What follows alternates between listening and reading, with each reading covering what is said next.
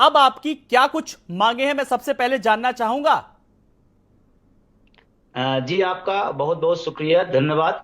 और होली की बहुत सारी शुभकामनाएं सभी को। दरअसल ये पुरानी पेंशन जो है, ये संवैधानिक एक व्यवस्था बहुत पहले से चली आ रही थी, और ये कोई नई व्यवस्था की अपील नहीं की जा रही, मांग नहीं की जा रही है। और लगातार इस पर पिछले कई सालों से, लगभग 7 सालों से, तो इस लड़ाई को प्रदेश से लेकर देश तक लड़ी जा रही है। हम्म। और तमाम सारी जो पेच फंसाए जा रहे हैं नई पुरानी का, दरअसल नई पेंशन व्यवस्था नहीं है। इसको बार बार मैंने कई बार कहा, पेंशन व्यवस्था है ही नहीं नई व्यवस्था। पुरानी जो पेंशन है वो पेंशन व्यवस्था है, और उसी की हम सब अपील कर रहे हैं। सरकारों से लगातार बात कर रहे हैं कि इस बात को समझें। और मैं तो सबसे बड़ी बात ये बताना चाहता हूं हम्म। कि नई पेंशन व्यवस्था से न सरकार का फायदा है, न कर्मचारी का फायदा है। हम्म। इससे इसमें इसमें प्राइवेट कंपनियां हैं जो पैसे, सरकारी कर्मचारियों के पैसे, सरकार के पैसे ले जाते हैं, और वो उसका प्रॉफिट लेते हैं। इसमें सरकार का एक पैसे का कोई फायदा नहीं है। हम्म। दूसरी चीज जो सबसे बड़ी बात है, हम्म। जैसे अभी लगातार पेंशन की बात जो की जा रही है, हम अगर नई पेंशन व्यवस्था की बात करें तो 10% हमारा, 14% सरकार का पैसा कौन ले जा रहा है?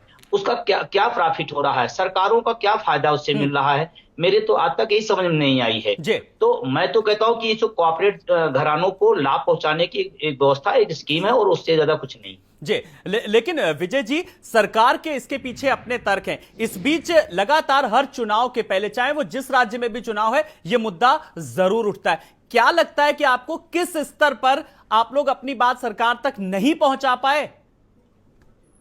देखिए, बात सरकार तक पहुंची है, सरकारों तक मामला गया है, हम्म। तभी तो आज चुनाव का इतना बड़ा मुद्दा बना है। 2 स्टेटों में अभी रिसेंटली लागू किया गया है।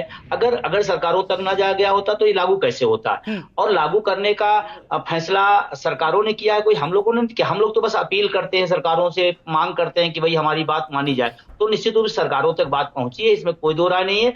और हम तो सभी से अपील करते हैं, सभी सरकारों से मैं कहता हूं कि एक संवैधानिक प्रक्रिया है, और इस प्रक्रिया को आप, जब, मैं तो कह रहा हूं कि जब हमारे पास, जब देश आजाद हुआ, उस समय हमारे पास खाद्यान्न नहीं था, तब भी पेंशन जैसी व्यवस्था थी। आज तो इकोनॉमिकल रूप से हम बहुत ताकतवर होते जा रहे हैं। प्रदेश ताकतवर हो जाता है, देश ताकतवर है, आर्थिक महाशक्ति हम बनने जा रहे हैं। तो फिर क्या दिक्कत आ रही है? मैं तो आज तक कुछ समझ में नहीं आया।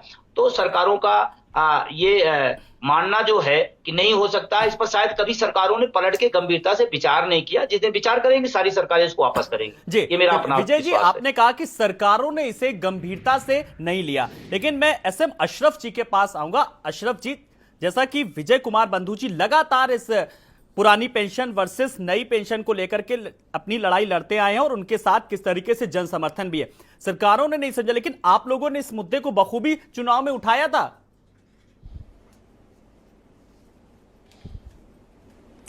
नहीं नहीं, बिल्कुल बखूबी हाँ। उठाया था। और मुझे ये लगता है कि ये बिल्कुल जो है 13 लाख लोगों के साथ ज्यादती है, जिनका 2004 के बाद 5 से इंप्लीमेंट किया है अप्रैल के अंदर। और सच्ची बात यह है कि 2004 के बाद कोई वेतन कट नहीं होता था, और 10% बेसिक डीए में जो है वो कटौती करने की बात कर दी नई पेंशन स्कीम के अंदर। जीपीएफ का जो है इसमें प्रावधान था, जीपीएफ का प्रावधान खत्म कर दिया।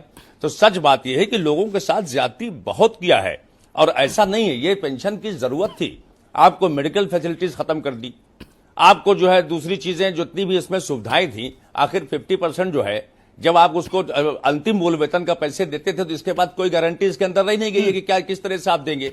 तो मेरा यह मानना है कि ठीक है, अगर 2004 में वाजपेयी सरकार लेके आई थी, और 2005 में ज्यादातर सरकारों ने इस पे जो है वही किया जो नई पेंशन थी, लागू किया। पश्चिम बंगाल को छोड़ के ज्यादातर राज्य वही नई स्कीम को ही लागू करते रहे।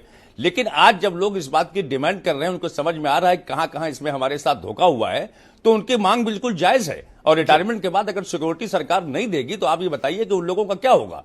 13 लाख लोग कोई मामूली लोग नहीं, जो उनके 2004 के बाद जिनकी भर्तियां हुई, और वो लोग जो है प्रोटेस्ट कर रहे हैं। तो उनकी मांग के मैं साथ हूं। अगर किसी वजह से पहले नहीं हुआ, तो विद इमीडिएट इफेक्ट इसको हर सरकारों को स्टेट में भी लागू करना चाहिए, और सेंट्रल गवर्नमेंट भी बाकायदा अपनी स्कीम में लेकर उसको आना चाहिए। जी बिल्कुल, अब सरकारों को कदम उठाने की जरूरत है। जीवन का आधार है पेंशन, और बुढ़ापे का आधार है, एक सहारा है ये पेंशन। लेकिन इसी पेंशन को लेकर के किस तरीके से जो कर्मचारी है अपनी मांग पिछले